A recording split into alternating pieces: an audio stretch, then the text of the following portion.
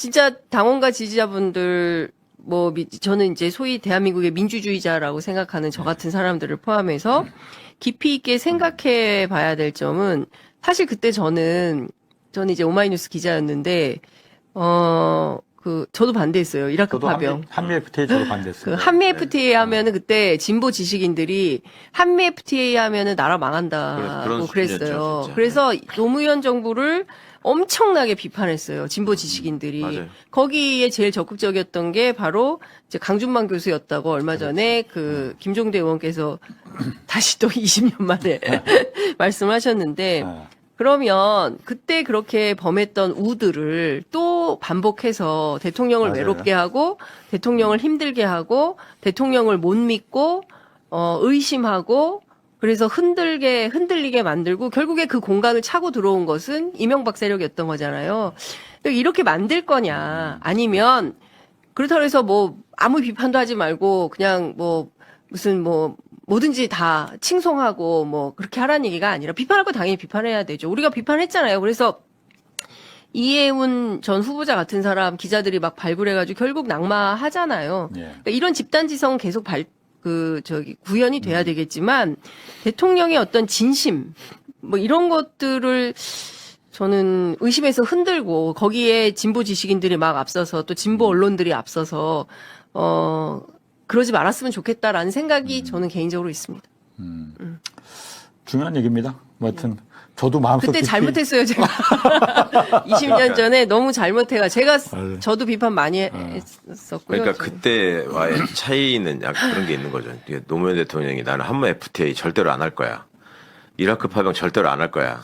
이걸 공약하고 당선됐다가 갑자기 하겠다고 한 게 아니에요. 맞아요. 시대 상황에서 그게 필요해서 뭐랄까 이렇게 하는 게 국익으로 좋겠다고 생각 판단하고 밀어붙였던 거지.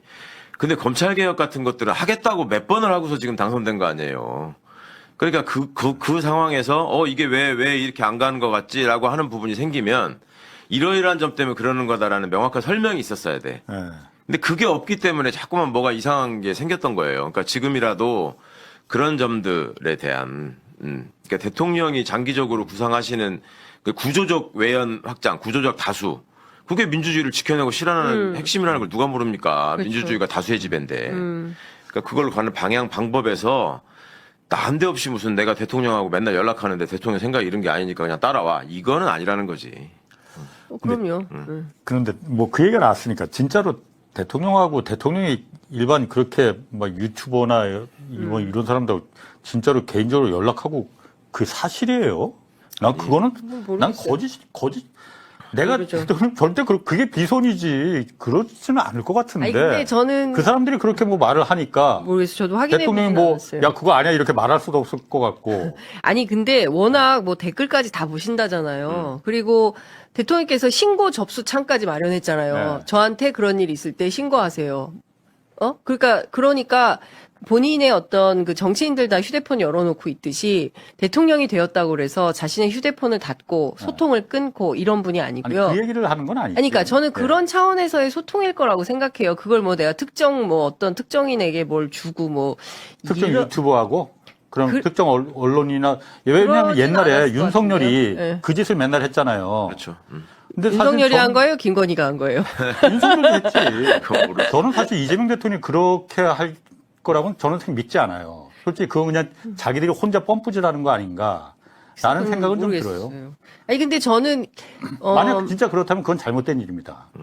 근데 그 선배 대통령이시라면 그렇게 하겠어요? 안 하죠. 그러니까 제가 보기엔 그러니까 이런 거예요. 당연히 안 하지. 아니 그러니까 그 말이 안 나올 리가 없고 또. 아니 100% 네.